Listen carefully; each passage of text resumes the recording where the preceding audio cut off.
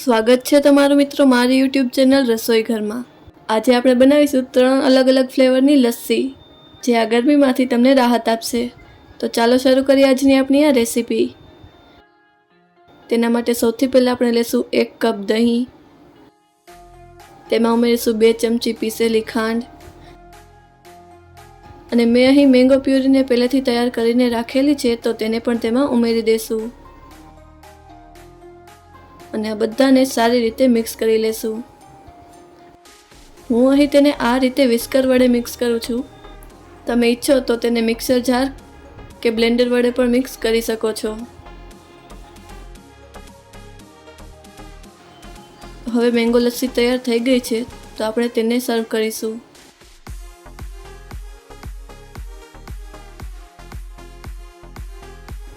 Mango લસ્સીને મેં આ રીતે ડ્રાય ફ્રૂટ્સ અને કેરીના નાના ટુકડા વડે ગાર્નિશ કરેલી છે। તો તૈયાર છે આપણી મેંગો લસ્સી।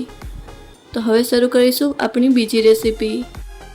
તેના માટે સૌથી પહેલા આપણે લેશું 1 કપ દહીં, તેમાં ઉમેરીશું 1 ચમચી કોકો પાવડર, 2 ચમચી પીસેલી ખાંડ અને તે બધાને સારી રીતે મિક્સ કરી લેશું। ખાંડ તમે તમારી પસંદ મુજબ વધુ કે ઓછી કરી શકો છો। હવે આ સારી રીતે મિક્સ થઈ ગયું છે તો આપણે તેને સર્વ કરીશું।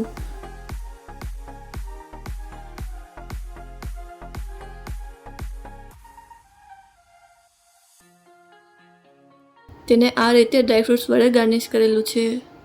તો તૈયાર છે આપણી ચોકો લસ્સી। હવે આપણે શરૂ કરીશું ત્રીજી રેસીપી।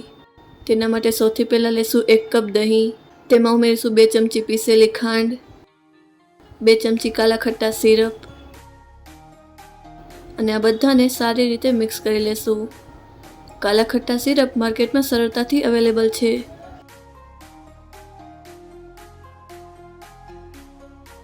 હવે કાલા ખટ્ટા લસ્સી તૈયાર થઈ ગઈ છે તો આપણે તેને સર્વ કરીશું।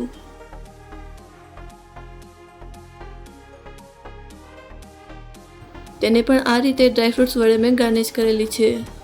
તો કાલા ખટ્ટા લસ્સી તૈયાર છે। આ ઉનાળાના દિવસોમાં તમે પણ આ રીતે લસ્સી બનાવીને જરૂરથી ટ્રાય કરજો અને તમને કઈ રેસીપી વધુ પસંદ આવી તે અમને કમેન્ટ કરીને જરૂરથી જણાવજો। જો તમને અમારો આજનો આ વિડીયો પસંદ આવ્યો હોય તો અમને કમેન્ટ કરીને જરૂરથી જણાવજો અને અમારા આ વિડીયોને લાઈક અને શેર કરજો। જો તમે અમારા ચેનલ પર નવા હો તો ચેનલને સબસ્ક્રાઈબ કરો અને બાજુમાં આપેલા બેલ આઇકનને પ્રેસ કરો જેથી અમારા નવા વિડીયોની નોટિફિકેશન તમને સૌથી પહેલાં મળે।